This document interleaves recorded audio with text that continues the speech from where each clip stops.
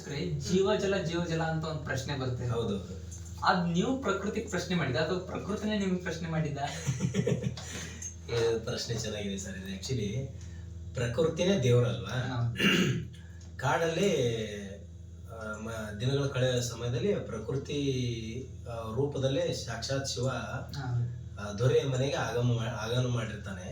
ಆ ಟೈಮಲ್ಲಿ ದೊರೆ ಇದ್ದವನು ಬರಗಾಲ ಬಿದ್ದಿದೆ, ಬಾವಿ ತೋಡ್ಬೇಕಂತ ಪ್ರಶ್ನೆ ಮಾಡಿದಾಗ ಅವಾಗ ನಿಜವಾಗ್ಲೂ ದೇವರು ಮೈ ಮೇಲೆ ಬಂದು ಆ ಒಂದು ಅವತಾರದಲ್ಲಿ ಅದು ಹೇಳ್ತಕ್ಕಂಥ ಡೈಲಾಗ್. ಆ್ಯಕ್ಚುಲಿ ಒಂಥರ ಸಸ್ಪೆನ್ಸ್ ಫುಲ್ ಆಗಿ ಇರಲಿ, ಭಾಳ ಡೀಟೇಲ್ ಆಗಿ ಹೇಳೋದು ಬೇಡ. ಫುಲ್ ಸಿನಿಮಾ ನೋಡಿ, ಅದು ಕ್ಲೈಮ್ಯಾಕ್ಸ್ ಅಲ್ಲಿ ಗೊತ್ತಾಗುತ್ತೆ ನಿಮಗೆ. ಥಿಯೇಟರ್ಗೆ ಹೋಗಿ ನಾವು ಸಿನಿಮಾ ನೋಡ್ಬೇಕಂತ ನೀವು ನಾನು ಏನು ಹೇಳಿದ್ರು ನಿಮ್ಗೆ ಅದು ಫೀಲ್ ಬರಲ್ಲ, ಅರ್ಥ ಆಗಲ್ಲ. ಆ್ಯಕ್ಚುಲಿ ನೀವು ಯಾವಾಗ ಎಕ್ಸ್ಪೆರಿಮೆಂಟ್ ಮಾಡ್ತೀರಾ, ಆ ಸೌಂಡ್ಸು, ಆ ವೈಬ್ರೇಷನ್ಸು, ಆ ನೇಚರು, ಆ ಒಂದು ಎಕೋ, ನೀವೆಲ್ಲ ಥಿಯೇಟ್ರಲ್ಲಿ ವಿಜುವಲೈಸೇಷನ್ ನೋಡಬೇಕು. ನಿಮ್ಮ ಕಣ್ಣಿಗೆ ಹಬ್ಬ, ಅದೊಂಥರ ಏನೋ ಒಂಥರ ನಿಮ್ಗೆ ಬೇರೆ ಥರ ಪ್ರಪಂಚನ ಸೃಷ್ಟಿ ಮಾಡ್ತದೆ. ಇದು ಭರವಸೆ ಕೊಡ್ತೀನಿ ನಾನು 100%. ನಿಮಗೆ ಲಾಸ್ಟ್ ಪ್ರೀ ಕ್ಲೈಮ್ಯಾಕ್ಸಲ್ಲಿ 15 ನಿಮಿಷ ಇದೆಲ್ಲ ಏನು ನೋಡ್ತೀರಾ ನೀವು, ನಿಮ್ಮನ್ನ ಬೇರೆ ಲೋಕಕ್ಕೆ ಕರ್ಕೊಂಡು ಹೋಗಿ ನಾವು ಎಲ್ಲಿದ್ದೀವಿ, ಆಚೆ ಬಂದಾದ್ಮೇಲೆ ಇದು ಕತ್ಲೆನ ಬೆಳಕ ಅನ್ನೋದು ನಿಮಗೆ ಕ್ವಶನ್ ಆಗಿ ಬೆಳೀತದೆ. ಅದು ಬಹಳ ಅದು ಅಲ್ಟಿಮೇಟ್ ಆಗಿದೆ. ಅದನ್ನ ಅಲ್ಲೇ ಎಕ್ಸ್ಪೆರಿಮೆಂಟ್ ಮಾಡಿ. ಹಾಗೆ ಸಿನಿಮಾದಲ್ಲಿ ಯಾವುದೇ ರೀತಿಯ ಲೈಟಿಂಗ್ಸ್ ಯೂಸ್ ಮಾಡದೆ, ಅಂದ್ರೆ ಈ ಹೈ ಕಾಲದಲ್ಲಿ ಯೂಸ್ ಮಾಡ್ತಾರಲ್ಲ ಕ್ಯಾಂಡಲ್ಗಳು ಅಂತ ಹೇಳ್ತಾರೆ. ಹೌದೌದು. ಆಲ್ಮೋಸ್ಟ್ ಇಡೀ ಮೂವಿ ಎಂಡ್ ತನಕ ಅದನ್ನ ಯೂಸ್ ಮಾಡಿದ್ರ. ಅದ್ ಹೇಗೆ ತಲೆ ಬಂತಂತ? ಆಕ್ಚುಲಿ ನಾನು ಬಾಂಬೆಯಲ್ಲಿ ಲೈಟ್ ಮ್ಯಾನ್ ಆಗಿದ್ದೆ ಸರ್. 3 ವರ್ಷ ಲೈಟ್ ಮ್ಯಾನ್ ಆಗಿ, ಅಸಿಸ್ಟೆಂಟ್ ಆಗಿ, ಕ್ಯಾಮ್ರಾ ಅಸಿಸ್ಟೆಂಟ್ ಆಗಿ ಕೆಲಸ ಮಾಡ್ತಿದ್ದಂಥ ದಿನಮಾನಗಳಲ್ಲಿ ನಮ್ಮ ಸೈಡಲ್ಲಿ ಲೋ ಬಜೆಟಲ್ಲಿ ಸಿನಿಮಾ ಮಾಡ್ಬೇಕಂತ ಪ್ಲ್ಯಾನ್ ಮಾಡ್ಕೊಂಡಿದ್ದು. ಮತ್ತೆ ಯಾಕೆ ಈ ಥರ ಮಾಡಿದ್ವಿ ಅಂದರೆ, ಸಿನಿಮಾ ಪೂರ್ವದ್ದು ಅಂದರೆ ಏನಂತೀವಿ ನಾವು, ಪ್ರಿಕ್ವೆಲ್ ಥರ ಹೋಗುತ್ತೆ, ಭಾಳ ಹಳೆ ಕಾಲದ ಹೋಗುತ್ತಲ್ಲ. ಆ ಕಾಲದಲ್ಲಿ ಯಾವುದೇ ರೀತಿ ಲೈಟ್ ಕಂಬಗಳಿರಲಿಲ್ಲ, ಆ ಮನೆಯಲ್ಲಿ ಲೈಟ್ಗಳಿರಲಿಲ್ಲ. ಬರೀ ಗುಡಿಸಲು ಅಥವಾ ರಾಜರ ವಾಡೆಗಳು ಎಲ್ಲ, ಚಿಮನಿ, ಲಾಟನು, ದಿವುಟಿಗೆ ಈ ತರ ಇದ್ದಂತ ಒಂದು ಪೂರ್ವಜನ ಕಥೆ ಇದು. ಹಾಗಾಗಿ ನಾವು ಈ ಶೂಟ್ ಮಾಡೋ ಟೈಮಲ್ಲಿ ನಮ್ಗೆ ಎಷ್ಟೊಂದು ಕಡೆ TC ಕಾಣಿಸೋದು, ಟ್ರಾನ್ಸ್ಫಾರ್ಮರ್ಗಳು, ಆಮೇಲೆ ಲೈಟ್ ಕಂಬಗಳು, ವೈರ್ ಕಂಬಗಳೆಲ್ಲ ಬಹಳ ಟಾರ್ಚರ್ ಆಗಿತ್ತು ಶೂಟ್ ಮಾಡುವಾಗ.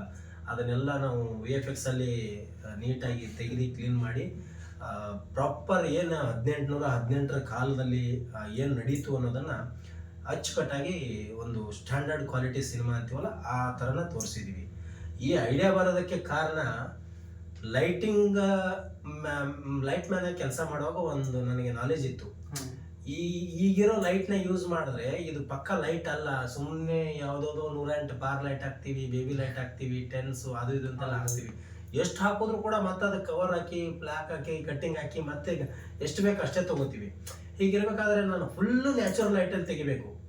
ಫುಲ್ಲು ನೇಚರ್ ಹೇಗಿದೆ ಅನ್ನೋದನ್ನ ನ್ಯಾಚುರಲ್ ಲೈಟಲ್ಲೇ ಇಟ್ಟು ಹೊಡಿಬೇಕು. ಆದಷ್ಟು ಡ್ಯೂಟಿಗೆ ಎಷ್ಟಾರು ಖರ್ಚಾಗಲಿ, ಎಷ್ಟು ಸ್ಪಂಜ್ಗಳು ತರಿಸ್ರಿ, ಎಷ್ಟು ಡಿಸೈನ್ ಹೊಡೀರಿ, ಎಷ್ಟು ಲಾಟನ್ಗಳು ಬೇಕು ಎಲ್ಲ ರೆಡಿ ಮಾಡ್ಕೊಳ್ಳೋಣ ಅಂತೇಳಿ ತಯಾರು ಮಾಡ್ಕೊಂಡಿದ್ದು. ಆಮೇಲೆ ಮೇನ್ ಕತೆ ಕಂಟೆಂಟ್ ಆಗಿರೋದ್ರಿಂದ ನಾನು ಅದೇ ಥರ ತೋರಿಸ್ಬೇಕಾಗಿತ್ತು. ರತ್ನಾಪುರ ಅನ್ನೋ ಟೈಟಲಲ್ಲೇ ಲಾಟನ್ ಇಟ್ಟಿದ್ದೀನಿ ನೋಡಿ. ಅಂದರೆ ಆ ಲಾಟನ್ ಇದೆಯಲ್ಲ, ಆ್ಯಕ್ಚುಲಿ ಅದು ಬೆಳಕಿಗೆ ಒಂದು ದಾರಿ ದೀಪ ಅದು. ಆ್ಯಕ್ಚುಲಿ ಅದಿಲ್ಲ ಅಂದರೆ ಆ ಕತ್ಲೆಗಳು, ಆ ಕರಾಳ ರಾತ್ರಿಗಳು ಕಳೆಯೋದಕ್ಕೆ ಕಷ್ಟ ಇತ್ತು. ಅಂಥದ್ರಲ್ಲೂ ಆ ಬೆಳಕು ಅನ್ನೋದೊಂದು ದೇವ್ರ ಕೊಟ್ಟ ವರನೇ ಆ್ಯಕ್ಚುಲಿ ಅದು ನಮಗೆ. ಸೊ ಲೈಟ್ ಈಸ್ ಗಾಡ್ ಅಂತೀವಲ್ಲ, ಹಂಗಾಗಿ ಆ ಬೆಳಕನ್ನು ಇಟ್ಕೊಂಡು ಕ್ರಿಯೇಟ್ ಮಾಡಿರ್ತಕ್ಕಂಥ ಒಂದು ಹೊಸತನ, ವಿಭಿನ್ನತೆ ಇರತಕ್ಕಂಥ ಸಿನಿಮಾ ಅಂತಲೇ ಹೇಳ್ಬೋದು ಸರ್ ರತ್ನಾಪುರ.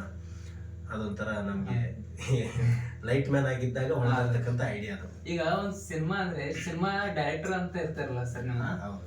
ಈಗ 100 ಜನ ಆರ್ಟಿಸ್ಟ್ಗಳು ಇರ್ತಾರೆ, ಅವ್ರನ್ನೆಲ್ಲ ಹ್ಯಾಂಡಲ್ ಮಾಡ್ಬೇಕಾದ್ರೆ ಹೆಂಗ್ ಮಾಡ್ತಾರೆ? ಅದು ಸ್ವಲ್ಪ ಕಷ್ಟನೇ. ಅದಕ್ಕೆ ಅಂತ ಒಂದು 4-5 ಜನ ಅಸಿಸ್ಟೆಂಟ್ಗಳನ್ನ ಇಟ್ಕೊಂಡಿರ್ತೀವಿ.